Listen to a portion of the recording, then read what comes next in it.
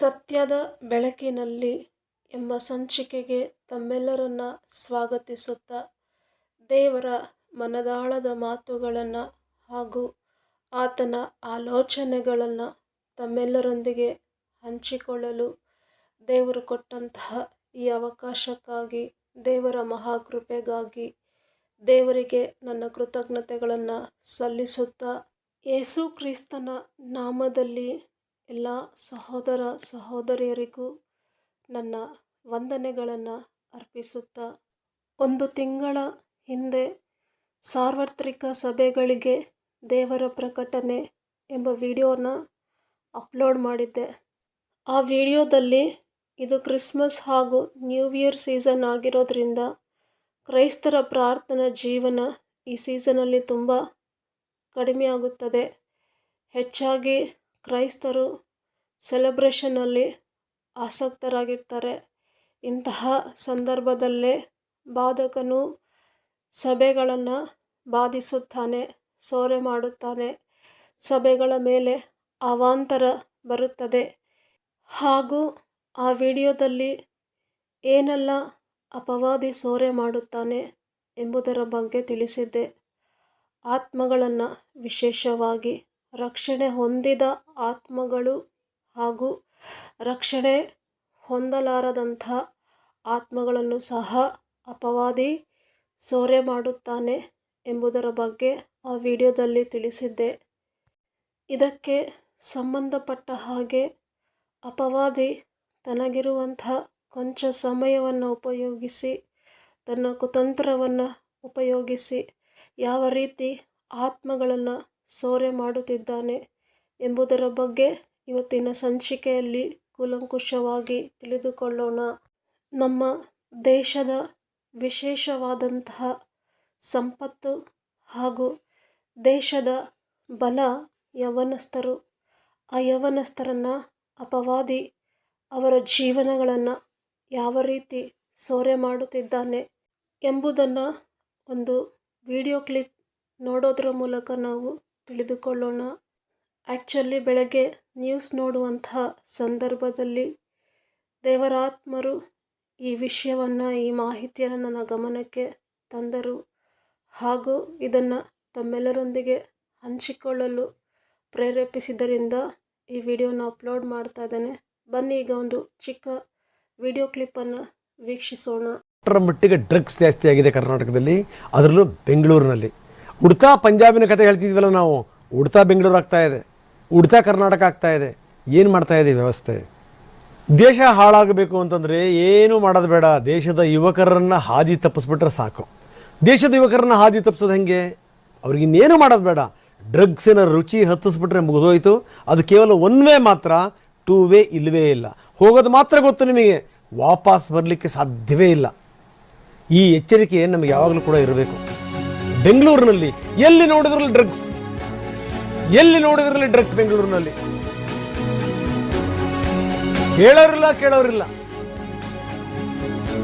ಈ ಸಾರಿ ಅಂತೂ ಬಿಡಿ, ದಾಖಲೆ ಪ್ರಮಾಣದಲ್ಲಿ ವಶಪಡಿಸಿಕೊಳ್ಳಲಾಗಿದೆ. ದಾಖಲೆ ಪ್ರಮಾಣದಲ್ಲಿ ಕಳೆದ ವರ್ಷ 90 ಕೋಟಿ ಮೌಲ್ಯದ ಡ್ರಗ್ಸ್ ಸೀಸ್ ಆಗಿತ್ತು.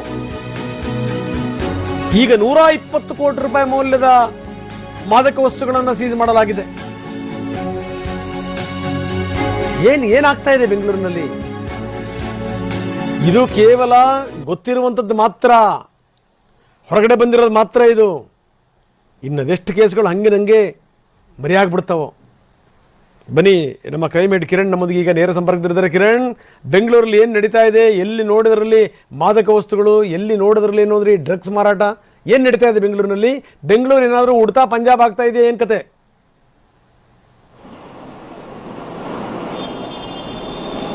ಖಂಡಿತ ರಂಗನಾಥ್, ಮುಖ್ಯವಾಗಿ ಬೆಂಗಳೂರು ನಗರ ಇತಿಹಾಸದಲ್ಲಿ, ಬೆಂಗಳೂರು ಪೊಲೀಸರ ಇತಿಹಾಸದಲ್ಲೇ ಸೀಸ್ ಆಗದಿದ್ದಂಥದ್ದು ಈ ವರ್ಷ ಸೀಸ್ ಮಾಡಿದ್ದಾರೆ. ಇನ್ನೂ 20 ದಿನ ಇದೆ.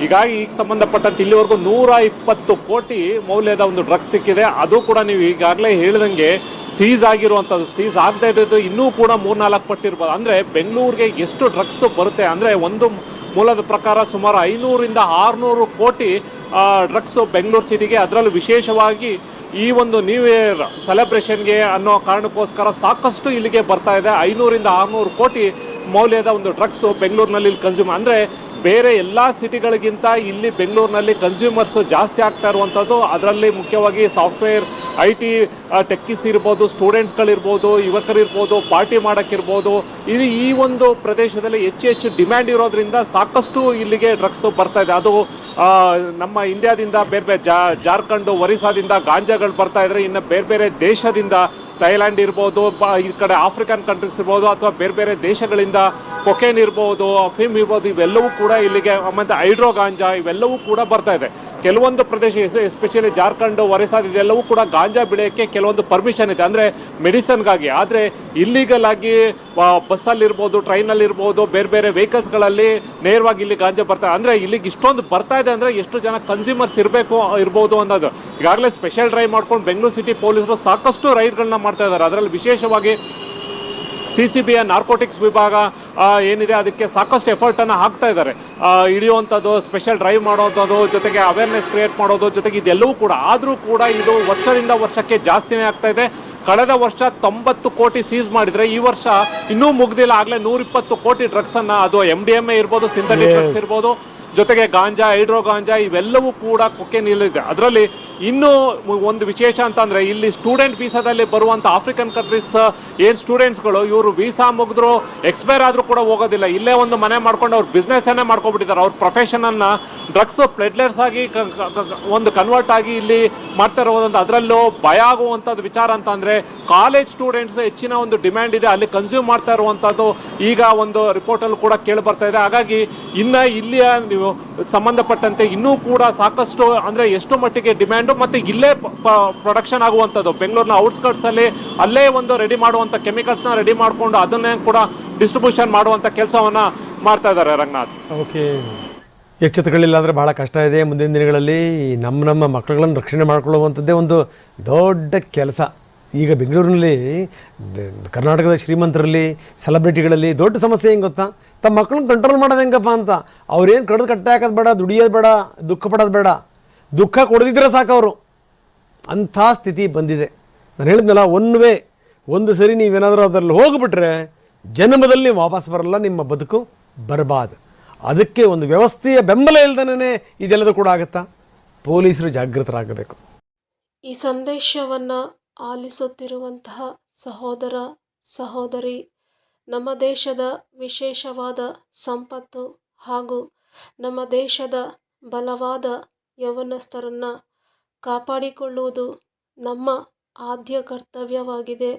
ಕ್ರೈಸ್ತರಾದಂತಹ ನಾವು ಈ ದಿನಮಾನಗಳಲ್ಲಿ ನಮ್ಮ ಪಟ್ಟಣದಲ್ಲಿರುವಂಥ ಯೌವನಸ್ಥರಿಗಾಗಿ, ನಮ್ಮ ರಾಜ್ಯದಲ್ಲಿರುವಂಥ ಯೌವನಸ್ಥರ ರಕ್ಷಣೆಗಾಗಿ, ನಮ್ಮ ದೇಶದಲ್ಲಿರುವಂಥ ಯೌವನಸ್ಥರ ರಕ್ಷಣೆಗಾಗಿ ಪೌಳಿಯ ಒಡಕಿನಲ್ಲಿ ನಿಂತು ಹೋರಾಡಿ ನಮ್ಮ ದೇಶದ ಸಂಪತ್ತನ್ನು, ಬಲವನ್ನು ಕಾಯ್ದುಕೊಳ್ಳುವಂತಹ ವಿಶೇಷವಾದಂಥ ಜವಾಬ್ದಾರಿ ಹಾಗೂ ಕರ್ತವ್ಯ ನಮ್ಮದಾಗಿದೆ.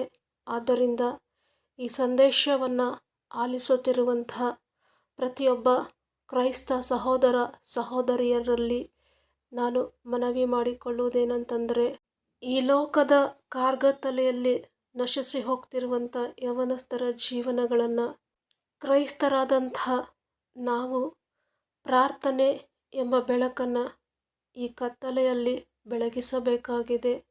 ಈ ಕತ್ತಲೆಯನ್ನು ತೊಲಗಿಸಬೇಕಾಗಿದೆ. ಈ ಕತ್ತಲೆಯಿಂದ ಅನೇಕ ಯೌವನಸ್ಥರನ್ನು ಬಿಡಿಸಬೇಕಾಗಿದೆ. ಇದು ನಮ್ಮ ಆದ್ಯ ಕರ್ತವ್ಯವಾಗಿದೆ. ಆದ್ದರಿಂದ ಎಲ್ಲ ಕ್ರೈಸ್ತ ಸಹೋದರ ಸಹೋದರಿಯರಲ್ಲಿ ಮತ್ತೊಮ್ಮೆ ವಿನಂತಿಸಿಕೊಳ್ಳುವುದೇನೆಂತಂದರೆ, ತಮ್ಮ ದೈನಂದಿನ ಪ್ರಾರ್ಥನೆ ವಿಜ್ಞಾಪನೆಗಳಲ್ಲಿ ವಿಶೇಷವಾಗಿ ನಮ್ಮ ದೇಶದ ಸಂಪತ್ತು ಹಾಗೂ ದೇಶದ ಬಲ ಆದಂತಹ ಯೌವನಸ್ಥರಿಗಾಗಿ ಪ್ರಾರ್ಥಿಸಬೇಕಾಗಿ ಮಗದೊಮ್ಮೆ ತಮ್ಮಲ್ಲಿ ಬೇಡಿಕೊಳ್ಳುತ್ತೇನೆ. ಹಾಗೂ ಈ ಸೀಸನ್ನಲ್ಲಿ, ಕ್ರಿಸ್ಮಸ್ ನ್ಯೂ ಇಯರ್ ಸೀಸನ್ನಲ್ಲಿ ಪ್ರಾರ್ಥನೆಯ ಅವಶ್ಯಕತೆ ಸಭೆಗಳಿಗೆ ಹೆಚ್ಚಾಗಿ ಬೇಕಾಗಿರುವುದರಿಂದ ತಮ್ಮ ಅಮೂಲ್ಯವಾದಂಥ ಸಮಯವನ್ನು ವ್ಯರ್ಥ ಮಾಡದೆ ಪ್ರಾರ್ಥನೆಗಳಲ್ಲಿ ಹೆಚ್ಚಾಗಿ ತೊಡಗಿಸಿಕೊಳ್ಳಬೇಕೆಂದು ತಮ್ಮಲ್ಲಿ ಮಗದೊಮ್ಮೆ ಕಳಕಳಿಯಿಂದ ವಿನಂತಿಸಿಕೊಳ್ಳುತ್ತೇನೆ.